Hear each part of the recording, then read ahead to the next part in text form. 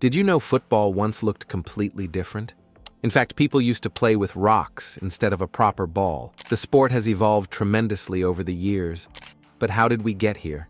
It all began 3,000 years ago when the Mesoamericans invented a game that would one day take over the world. However, back then, each team had only 5 players, and they used a ball as hard as stone. Even more shocking, the captain of the losing team was sacrificed to the gods. With stakes that high, football's future seemed uncertain until China stepped in. Between the 3rd and 2nd centuries BCE, the first recorded ball-kicking game emerged in China. Known as kuju, it featured a stitched leather ball filled with fur or feathers, certainly an upgrade from a rock. Played on a square field, kuju gained popularity and later spread to Japan, where it became a ceremonial game called kamari. But how did it expand across the world to become the beloved sport we know today?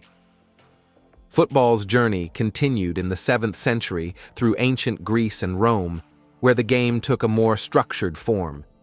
Instead of fur or feathers, the balls were now filled with air, making them easier to play with. However, ball games weren't widely respected and were excluded from the Pan-Hellenic games in Greece.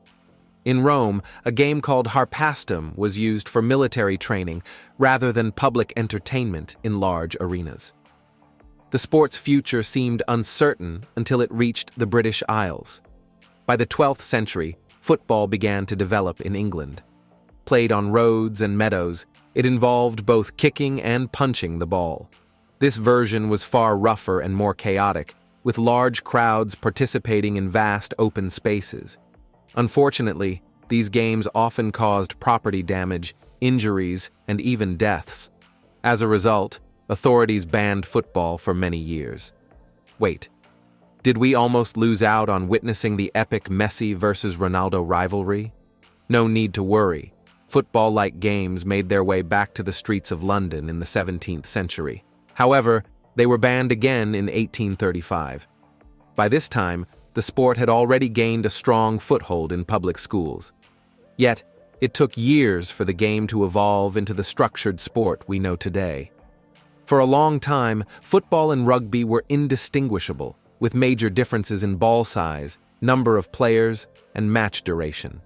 Schools played a key role in shaping the game, with rugby and Eton being the most influential.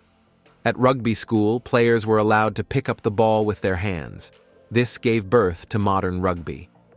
Meanwhile, at Eton, the game was played solely with the feet, making it a direct predecessor of today's football. The two styles were known as the running game at rugby and the dribbling game at Eton. An early attempt to formalize rules took place in Cambridge in 1848, but no clear agreement was reached. However, in 1863, a pivotal moment in football history occurred when the first official football association was established in London. At its inaugural meeting, carrying the ball by hand was officially banned, and standardized ball size and weight were introduced. This meeting ultimately led to the division of the sport into 2 separate codes, association football and rugby.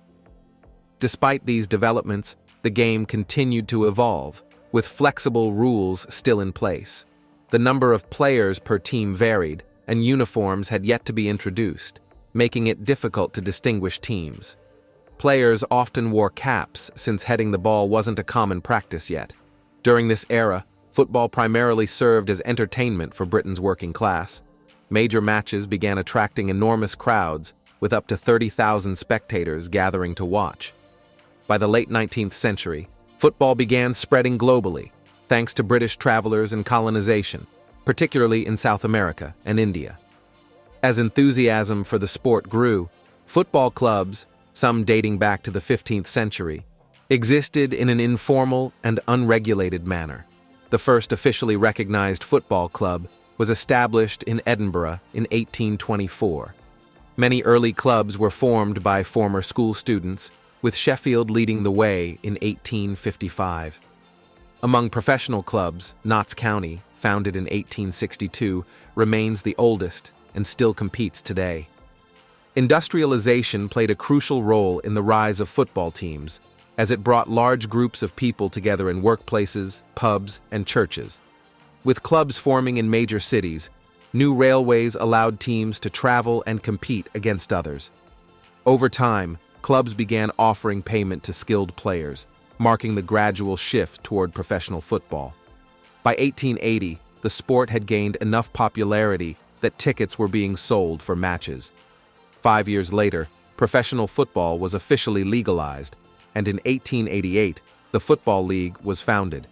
Initially, 12 teams joined, but as interest grew, more clubs joined, leading to the expansion of divisions. For years, British teams dominated the sport, but by the early 20th century, clubs from Prague, Budapest, and Vienna began challenging their supremacy. Another milestone came in 1871 with the creation of the Football Association Challenge Cup, or FA Cup, which became the first major tournament in football history. The following year, the first international match took place between England and Scotland, ending in a 0-0 draw in front of 4,000 spectators. 12 years later, in 1883, the first international tournament was held, featuring 4 teams: England, Ireland, Scotland, and Wales. Though football remained primarily a British sport for many years, it steadily expanded into other parts of Europe. The first football match held outside Europe took place in Argentina in 1867. However, it wasn't until 1904 that the Fédération Internationale de Football Association, FIFA, was founded. Initially, England and the other British nations refused to join FIFA, but they eventually became members the following year, though they didn't participate in the World Cup until 1950. Around this time, domestic leagues were emerging across different countries. The English Football League, founded in 1888, gradually expanded by introducing additional divisions based on team performance. In 1908, football was officially included in the Olympic Games for the first time. Until the inaugural FIFA World Cup in 1930, the Olympic football tournament was regarded as the most prestigious international competition. Few sports can match the level of passion football ignites, with stadiums packed with enthusiastic fans. By the late 19th century, dedicated football venues were being constructed, such as Goodison Park in England, built in 1894. That same year, 37,000 spectators attended the FA Cup final between Notts County and Bolton Wanderers, marking a key moment in the development of football stadiums. One of the most significant milestones in stadium history came in 1950 with the construction of the Maracana Stadium in Rio de Janeiro. Designed to hold nearly 200,000 spectators, it remains unmatched in scale by any other sporting venue. Football fan culture has evolved into 2 main traditions, the British and the South American styles. In 1930, FIFA introduced the World Cup, which would become one of the most significant sporting events in history. Today, only the Summer Olympic Games rival it in global prestige. The first edition of the FIFA World Cup was hosted in Uruguay in 1930, and since then, it has been held every 4 years, except for 2 instances when it was interrupted by World War II. The first ever Women's World Cup took place in China in 1991 and has since been held every 4 years. Meanwhile, the most prestigious club competition today is the Champions League, introduced in 1992 as a rebranded version of the European Cup, which ran from 1955 to 1991. Back in the late 19th century, only a handful of national teams existed, with England and Scotland being the first to compete in the 1870s. Today, FIFA boasts 211 national associations, organized into 6 continental confederations. Football stands as the world's most popular sport, providing a platform for both individual brilliance and collective teamwork.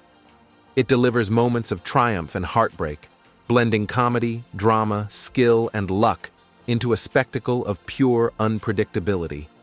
The game mirrors human passion and artistry, shaped by improvisation and chance. And with constant advancements, the sport is set to grow even further. Innovations like goal line technology, VAR, and semi-automated offside systems have not only improved the game, but also sparked intense debates, adding to the drama that fuels football's excitement.